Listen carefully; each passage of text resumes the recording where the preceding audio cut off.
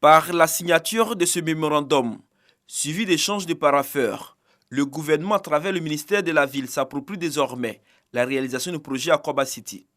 Un projet futuriste pour le Grand Abidjan, à l'image de Diamanadio à Dakar au Sénégal. Il s'agit de la ville nouvelle qui s'inscrit dans la politique nationale de la ville en Côte d'Ivoire.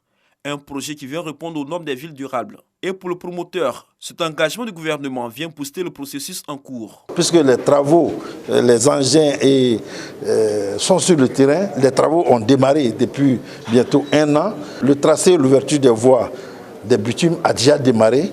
Il reste les travaux d'assainissement, les travaux de canalisation, d'électrification et d'amener d'eau. Ce sera une ville qui va accueillir certes une population d'environ 3 millions d'Ivoiriens.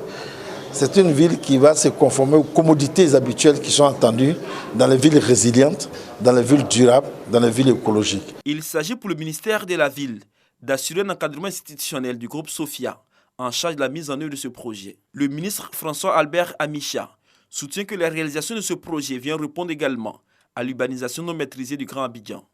Face aux fragilités de nos cités urbaines, agir solidairement et inventer un avenir résilient dans lequel les citoyens pourront vivre dans un environnement sûr reste un défi majeur à relever.